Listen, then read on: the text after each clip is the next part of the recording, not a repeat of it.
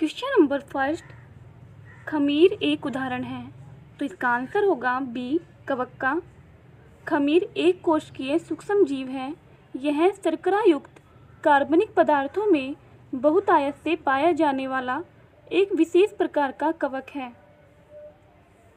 Question number 2, mushroom क्या है, तो इसका आंसर होगा ए कवक। कुकुरमुत्ता या मशरूम एक फंगी या कवक होता है जिसका हम खाद्य पदार्थ के रूप में सब्जी बनाने में उपयोग करते हैं। क्वेश्चन नंबर 3, मरुभूमि के पादप अधिकतर होते हैं, तो इसका आंसर होगा बी मांसल। मरुभूमि में पाए जाने वाले पौधों के कुछ भाग जल को संचित या स्टोर रखने के लिए अधिक मांसल तथा स्थूल होते हैं। क्वेश्चन नंबर 4, पौधे जो नमक युक्त मिट्टी में उगते हैं को क्या कहते हैं, तो इसका आंसर होगा सी हेलोफाइट। लवण मरूदभिद या हेलोफाइट उन पादपों को कहते हैं जो उच्च लवणता युक्त जल में पैदा होते हैं। क्वेश्चन नंबर 5, एपीफाइट्स वे पौधे हैं जो अन्य पौधों पर निर्भर हैं, तो इसका आंसर होगा बी यांत्रिक अवलंब के लिए। अधिपादप या एपीफाइट्स वे पौधे हैं जो दूसरे जीवित पौधे पर उगे या लगे रहते हैं। ये अपना भोजन स्वयं बनाते हैं क्योंकि इनमें क्लोरोफिल पाया जाता है। ये सिर्फ पोषक पौधों पर यांत्रिक अवलंब के लिए निर्भर रहते हैं। इन्हें वायवीय पादप या एरियल प्लांट्स भी कहा जाता है क्योंकि इनकी जड़ें मृदा से नहीं लगी रहती। इसके अंतर्गत ऑर्किड्स के पौधे आते हैं। क्वेश्चन नंबर 6, आर्कीबैक्टीरिया के एक समूह को उत्पादन के लिए उपयोग में लाया जाता है, तो इसका आंसर होगा बी मीथेन के। आर्कीबैक्टीरिया के लक्षण सामान्य जीवाणुओं से भिन्न होते हैं। इसके मिथेनोजेंस समूह अवायवीय होते हैं तथा ये दलदल वाले स्थानों और पशुओं के रुमेन में पाए जाते हैं। इनका उपयोग मीथेन के उत्पादन में होता है। क्वेश्चन नंबर 7, अधिकांश कीट श्वसन कैसे करते हैं, तो इसका आंसर होगा डी वातक तंत्र से। सभी कीटों या इंसेक्ट्स में श्वसन की क्रिया होती है जिसके दौरान वे ऑक्सीजन को शरीर के अंदर ग्रहण कर कार्बन डाइऑक्साइड को शरीर से बाहर निकालते हैं। इनमें श्वसन के लिए वायु नलियों या ट्रैकी ईयर ट्यूब्स और ट्रैकी का जाल बिछा रहता है जिसे ट्राइकल सिस्टम या वातक तंत्र कहा जाता है। यह तंत्र बाहरी वायु को ग्रहण कर शरीर की प्रत्येक कोशिकाओं तक पहुंचाने में सहायक होता है। क्वेश्चन नंबर 8, रेशम कीट पालन को कहते हैं, तो इसका आंसर होगा सी सेरीकल्चर। सेरीकल्चर कच्चे रेशम के उत्पादन हेतु रेशम कीट का पालन। आप इसको रिलेट करने के लिए याद रख सकते हैं कि जब हम कहीं सैर पे जाते हैं या घूमने जाते हैं तो हम रेशम के कपड़े पहन कर जाते हैं। जैसा कि नाम से ही पता चल रहा है कि ये फूलों या पुष्पों के अध्ययन से रिलेटेड होगा।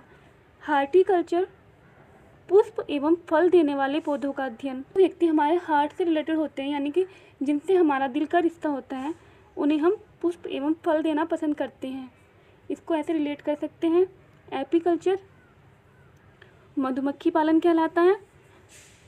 क्वेश्चन नंबर 9, जीनेटिक्स निम्न में से किसका अध्ययन है, तो इसका आंसर होगा डी आनुवंशिकता और जीनों यानी कि जीन्स और आनुवंशिकता का अध्ययन है।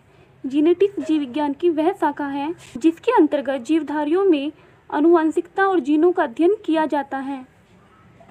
क्वेश्चन नंबर 10, वृद्धावस्था एवं काल प्रभावन के विषय में ज्ञान प्राप्त करने की विधा को कहते हैं, तो इसका आंसर होगा जेरेंटोलॉजी।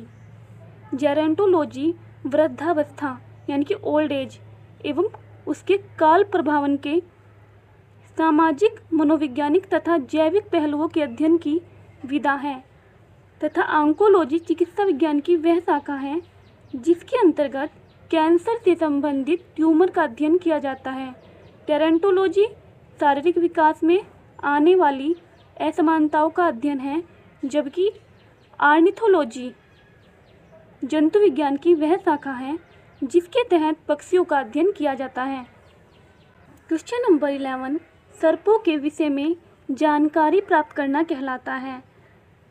तो इसका आंसर होगा ए, सर्पेटोलॉजी। सर्प से रिलेटेड क्या हो गया? सर्पेटोलॉजी। सर्पेटोलॉजी के तहत सर्पों का अध्ययन किया जाता है और हर्पेटोलॉजी के अंतर्गत जीव विज्ञान की वह शाखा है जिसके अंतर्गत उभयचरों तथा सरीसृपों का अध्ययन किया जाता है।